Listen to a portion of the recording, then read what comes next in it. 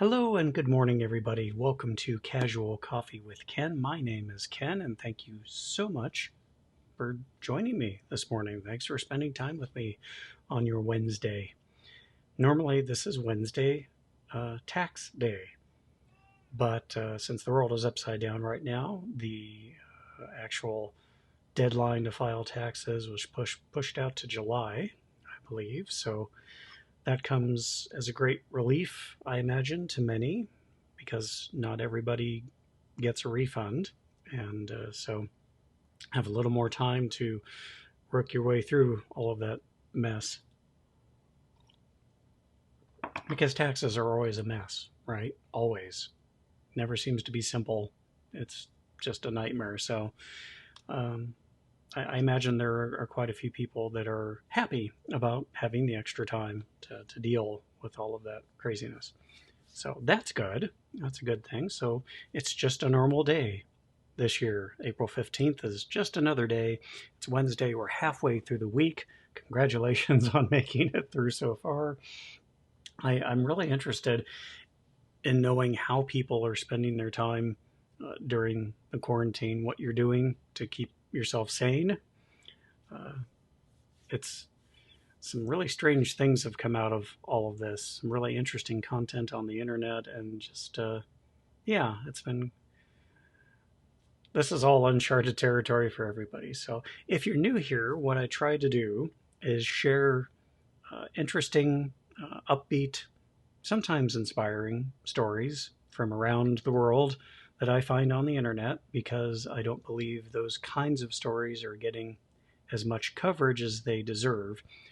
By and large, it feels to me like local news and network news, national network news, is just really depressing most of the time. So I look around so you don't have to, and try to find, fun stories to share with you guys. If you are new here, though, if this is your first time watching, you might not know that you can comment during the live stream, whether you're watching on Facebook or YouTube or Twitch or Periscope over there on Twitter.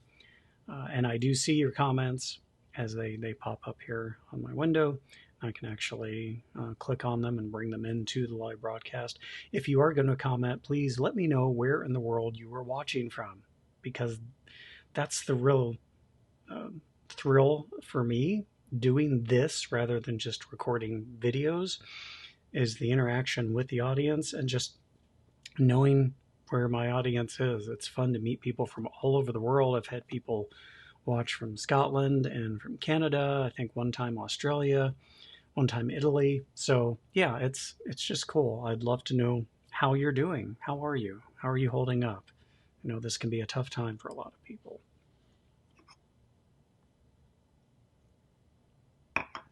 And we're doing fine. Karina and I are doing fine. Karina's, she has Crohn's disease, so every day is up and down for her health wise and how she's feeling. But so far this week, it's doing, she's doing okay with that. So anyway, let's go ahead and just jump on into the first story I found here over from CNN.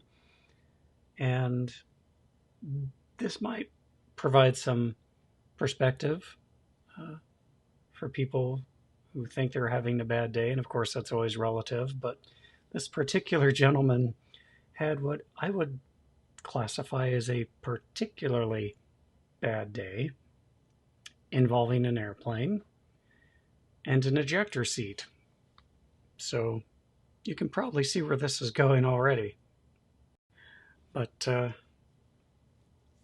this poor guy. So, yeah. 64-year-old Frenchman was surprised by his employees. Well, not his employees, his coworkers, that had organized a retreat for him to the local airbase to ride in a jet. Apparently, they all thought this was going to be a welcome surprise for him, and that he would get a kick out of it. But apparently, he was not at all on board to do this. He really wasn't excited about it, but he was going to try to play along. So he he got into the jet, and the jet took off, and he freaked out. I guess he had a watch on that was measuring his heart rate, and that when after the incident, the when the investigators were looking at the data from the watch, they could see that his heart rate was anywhere from 136 to 142 beats per minute. So, yeah, he was definitely not having a great time. Um, the maximum speed that this jet can achieve is 870 miles an hour. And there's a interesting picture here from the Bureau of Inquiry and Analysis for Civil Aviation Safety. There's the plane he was in, and there he is. Yeah, he panicked and grabbed for something to hold on to, and what he grabbed was the handle that worked the ejector seat. And he hadn't tightened his helmet, strapped it on all the way, so he was ejected from the airplane and his helmet went flying. Um, but he was fine. He had some bumps and bruises, uh, and the pilot was fine. Landed the plane safely. So maybe before planning a surprise for a coworker, you might want to talk to them a little bit more, do a little bit more investigating to see if it's something they really would be interested in. Because apparently he doesn't like flying that much and had never expressed a desire to go up in a fighter jet. But everything worked out. He's fine. But I offer it to you, so that the next time you're having a bad day, you might be able to think of that, and maybe it'll help you feel a little bit better about whatever kind of day you're having. Because that poor guy. But he's fine. Everybody's fine. The pilot's fine. Everyone is okay. I can't say I blame him for grabbing anything. It's just his very bad luck that it turned out to be the handle for the ejector seat. Moving on, let's talk about Legos. I love Legos. Have loved them since I was a kid. I always wanted one of the sets that they used to come up with that was it was knights. You could buy the Lego castle playset that had knights in armor and like little Lego horses, if I recall correctly, and they had lances, and the castles always looked great. We didn't have money for that when I was a kid. One of my friends, Mark, he had the whole set, and so I'd play with it over at his house with him, and those are great. I'm not very good at building things though. Had an erector set when I was a kid. Bad, couldn't build anything worth a darn with it. But I love Legos. Lego is much more now than just those fun little blocks that we used to play with as kids. They have branched off into many things, including movies, video games. My wife Karina and I love to play the Lego video games together. I think right now, we're playing through Lego Marvel Heroes, the first one. Lots of fun. So that's been helping us occupy time during the pandemic. Well, they have they've adapted some of their manufacturing to produce what is definitely needed more so than Lego blocks, and that is personal protective equipment for medical workers. So they are making currently 13,000 face visors a day for healthcare workers. This is happening in Denmark.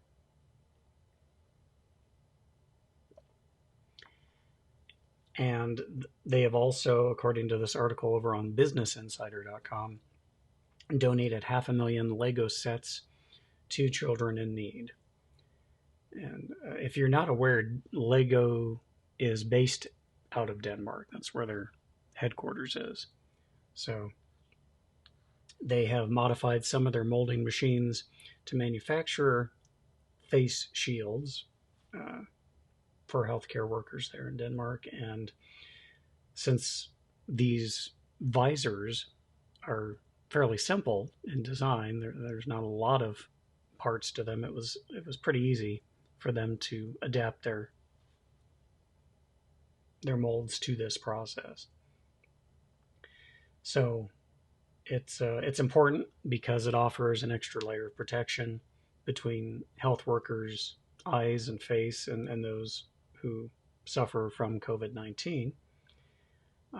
So yeah, it's really cool that they're doing this. They saw a need and decided to fill it, and they're working around the clock to create more designs, to make molds that can produce more than 13,000 visors a day. And yeah, this is, I strongly believe that while private companies can't fix everything, obviously related to this epidemic, this pandemic, it's nice when the companies that can do something step up and actually do it. So I wanted to recognize Lego for doing that, and I wanted you to be aware that, not everything is bad news, not everything is hopeless. There are some good things happening right now, even as I'm talking to you on here. So,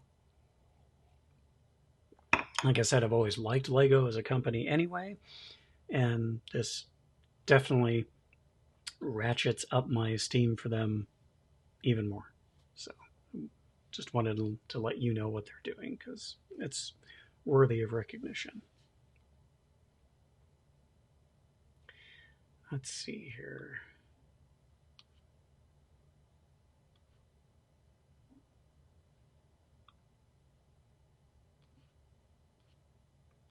Okay, here we go.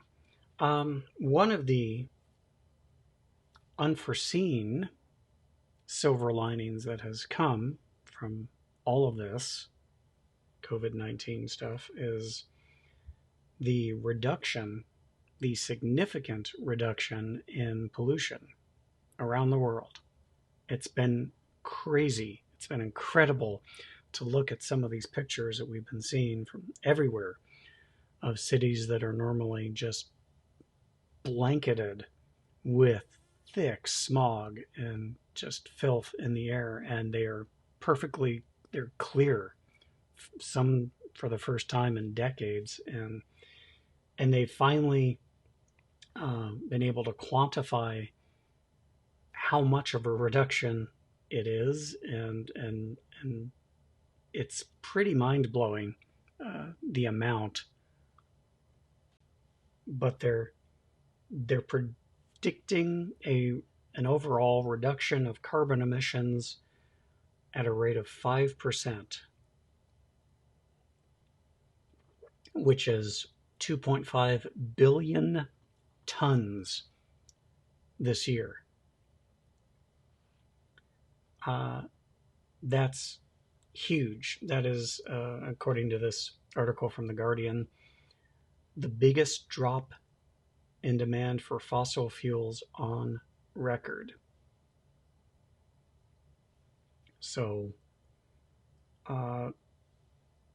it's, that's mind-boggling to me. So, I mean, this is not going to fix the environmental problems that we have seen, but it's definitely going to help uh, as the demand for oil contracts. Um, it's You're going to just see this as a natural byproduct of fewer cars on the road, more reduction of pollution in the air everywhere, and it's you're starting to see species of dolphins where there haven't been any in years. You're starting to see schools of fish and coral are are being revitalized in parts of the oceans where they were having some serious issues before. You have to look for a silver lining wherever you can during something like this, and this is that. It's amazing to me, and I hope we all kind of take stock of this and just think about how can we keep this going in a way that doesn't tank our economy, but that we can learn from this and realize that we do have a significant impact on our world, and and this really has highlighted just how much how much damage we've been doing. I think so. Look at those pictures of Los Angeles and Dubai and cities in India, even in China, and just marvel at how much better things look now uh, because we're not all driving everywhere every day. Absolutely crazy, but it really does make me feel hopeful that there's going to be some lasting good that comes out of this awful situation. And it is awful. I'm not downplaying it at all, but I think this is cause to be hopeful and to be inspired uh, in this situation. So, and then on a little more lighthearted note, supplies of everything, of course, are affected by the pandemic. And for some reason, I don't understand it. I don't get it. But for some reason, um, Kleenex and toilet paper are exceptionally hard to find right now. So I don't get why that's the case. But there is an enterprising uh, group of people that have created a website that's crowdsourced called TP Finder. And in this article here from News 3 LV, so it's news3lasvegas.com, uh, they were reporting on this crowdsourced website, and it just goes by TP Finder. You can you can put in where you are, and it provides you lists of places that have toilet paper in stock or are about to, and it's all based on people who report the supply availability of toilet paper to the site, and then it aggregates it and displays it for you. You can go there. It's just tpfinder.co. Uh, and yeah, so it potentially can take a lot of the guesswork out of finding your next rolls of toilet tissue. It's just yeah, it's sad that that's needed. I really don't understand why toilet paper and Kleenex in particular have been so hard hit. I realize that no one wants to run out, but it just seems like it's never getting refilled. I keep going to the stores around here in Reno, and I'm still not seeing much of it. So I don't know.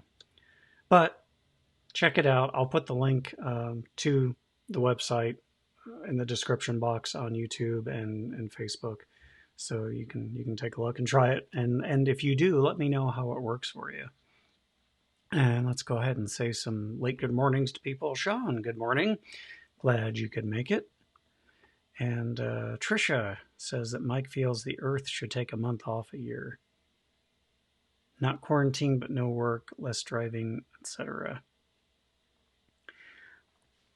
That would certainly be good. I think that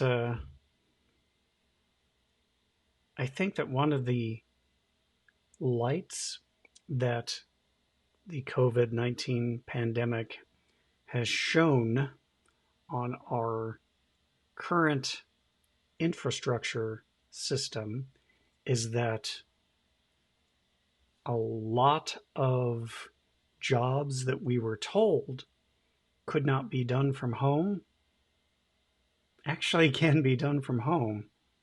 Employers just didn't want to give you that option. So now that the cat's out of the bag,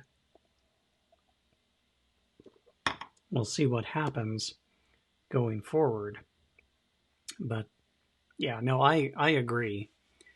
I think a lot more industries should allow their workers to work from home, because clearly it can be done. So there's no real reason to not do it anymore, because it's very feasible. Obviously not for every industry, but yeah, that would go a long way, as it turns out, to helping reduce the environmental damage we've been doing by driving everywhere every day. So hopefully we are going to learn some lessons from all of this that will help improve our lives going forward. And I want to believe that's true, because I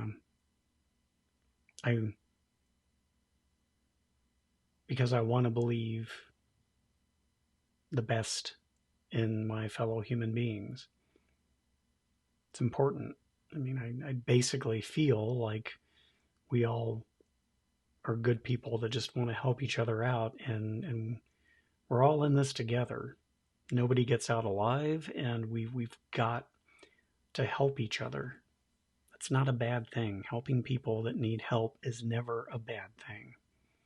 And it's been really heartening for me to see these stories of people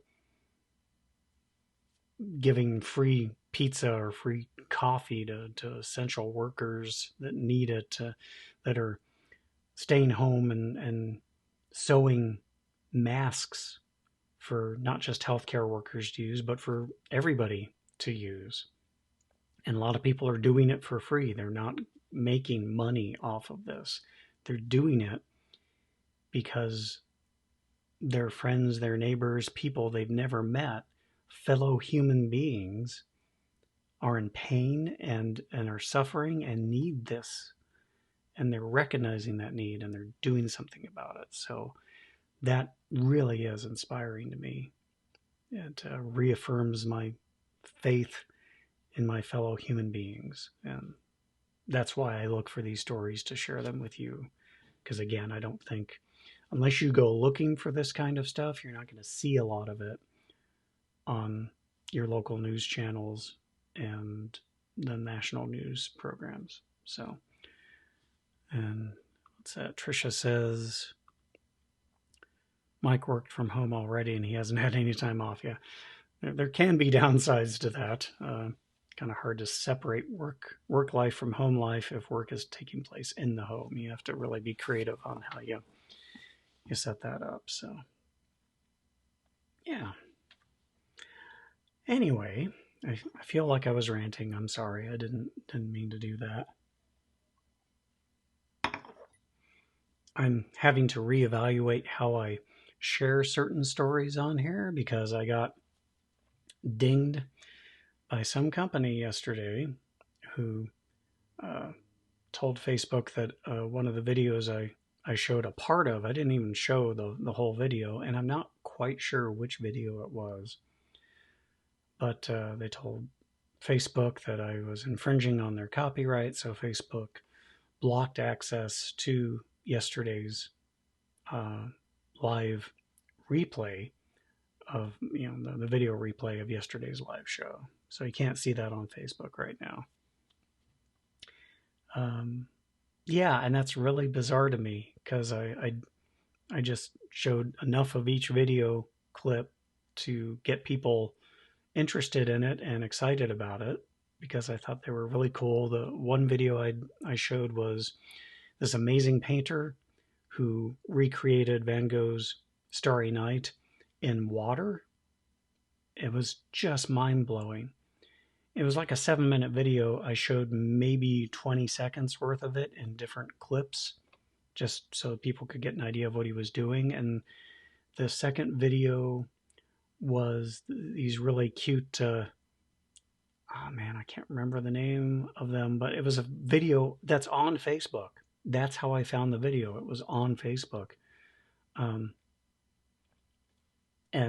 I just showed like maybe 15 seconds of that because the animal was really cute. And I put links in the description boxes and everything so that people could go watch the full videos themselves.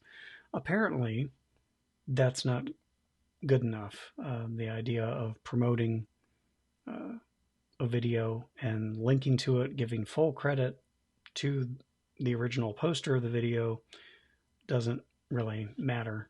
So, yeah, I think it's lame. I wasn't trying to pass the videos off as my own creation. I wasn't playing the entire vid, and I was giving people the link so they could go watch it and telling people to go watch them. So I don't know. But that has me rethinking how I'm doing things now on here. So you might not see a lot of videos on here now, which kind of makes me a little sad. But anyway, I'll figure it out. We'll figure something out together on that. And it's already 10 o'clock. So we've come to the end of the show. I can't believe how quickly this goes by. It's one of my favorite things I do every day. And I love hearing from you guys. Thank you, Sean. Thank you, Trisha, for tuning in and chiming in. I appreciate it. And Trisha, I definitely agree that there are a lot of good people out there, and they're getting recognized as they should. It's good. It's all good.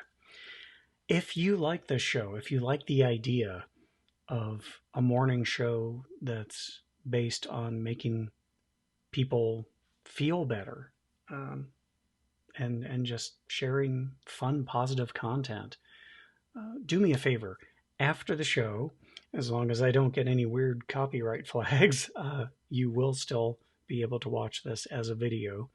Share that video link with your friends, with your family. Just let them know, as far as morning shows go, they do have another option besides the depressing local and national TV news programs.